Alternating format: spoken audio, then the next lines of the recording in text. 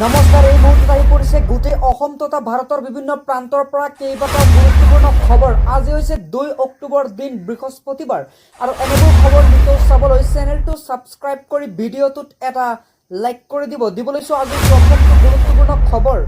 যিহেতু জুবিন গাৰ্গৰ মৃত্যুৰ 2 মহা অভিযুক্ত শ্যামকানু আৰু সিদ্ধাৰ্থক গ্ৰেপ্তাৰ কৰা হৈছে, গতিকে আগন্তুক দিনত কি বিপদ হ'ব তেওঁলোকৰ বা কি বিপদত পৰিব তেওঁলোকে, এইবাৰ জ্যেষ্ঠ অধিবক্তা বিজন মহাজনৰ তৰফৰ পৰা কৰা হৈছে এক বিশেষ মন্তব্য। ইতিমধ্যে BNSৰ 12টা ধাৰা আৰোপ কৰা হৈছে সিদ্ধাৰ্থ আৰু শ্যামকানুৰ বিৰুদ্ধে, আৰু ইতিমধ্যে 18/25 নম্বৰত ৰুজু কৰা হৈছে গোচৰ। শ্যামকানু মহন্ত আৰু সিদ্ধাৰ্থৰ গোচৰক লৈকে এইবাৰ 14 দিনৰ বাবে তেওঁলোকক আৰক্ষীৰ জিম্মালৈ লোৱা হৈছে যদিও এই 14 দিনৰ ভিতৰত CIDয়ে জেৰা কৰিব আৰু সকলো তথ্য লাভ কৰিব বুলি এনেদৰে মন্তব্য কৰিছে বিজন মহাজনে।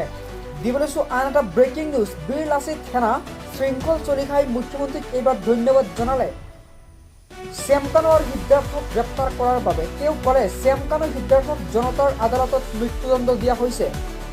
তেওঁলোকে যদি এতিয়া জেলৰ পৰা জামিন লাভ কৰে বা ওলাই আহে তেতিয়া তেওঁলোকক মানুহে মাৰি পেলাব, অন্যথা পুলিচে গুলিয়াব। এতিয়া শৃংখল চলিহাৰ দুটা প্ৰশ্ন।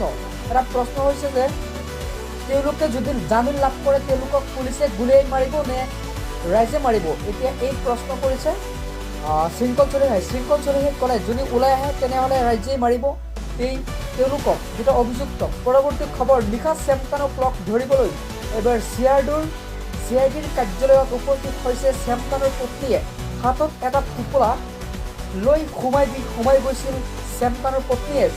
সামাজিক মাধ্যমত বা সংবাদ মাধ্যমত কোনো মন্তব্য নকৰাকৈ কাৰ্যালয়ত সোমাই পৰিছিল পত্নী।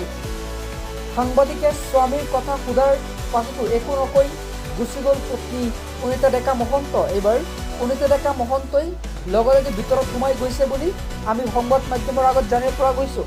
গতিকে 14 দিনৰ বাবে শ্যামকানু আৰু অভিযুক্ত সিদ্ধাৰ্থ শৰ্মাক আৰক্ষীৰ জিম্মালত লোৱা হৈছে। গতিকে কি সোধা পোছা কৰে এইটো আমি নেক্সট ভিডিঅ'ত জনাই দিম আপোনালোকক। আৰু আপোনালোকে যদি জুবিন গাৰ্গৰ এতিয়াও ন্যায়ৰ বাবে উত্তাল প্ৰতিবাদ কৰি আছে তেনেহ'লে কমেণ্ট বক্সত নিশ্চয় জয় জুবিন দা লিখিব, কিয়নো ইতিমধ্যেই চুচুৰাই নিয়া হৈছিল মহন্ত ফেষ্টিভেল মহন্ত তথা সিদ্ধাৰ্থ। আৰু ইতিমধ্যে এটা প্ৰশ্ন জাঙুৰ খাইছে যে যদি এনেকুৱা অপৰাধীক কিয় এনেকুৱা নিৰাপত্তা কটকটীয়া ব্যৱস্থাৰ মাজেৰে তেওঁলোকক লোৱা হৈছে, এয়া প্ৰশ্ন কৰি ৰাইজ এতিয়া ক্ষোভত পৰিণত হৈছে, কিয়নো তেওঁলোকে জানে যে শ্যামকানু আৰু সিদ্ধাৰ্থ যদি ওলাই আহে বা দেখা পালেই তেওঁলোকক মাৰি পেলাব। সেই ভয় চাগে ৰাজ্য চৰকাৰে বা প্ৰশাসনে এনেধৰণৰ নিৰাপত্তা বেষ্টনীৰ মাজেৰে তেওঁলোকক আনিছে।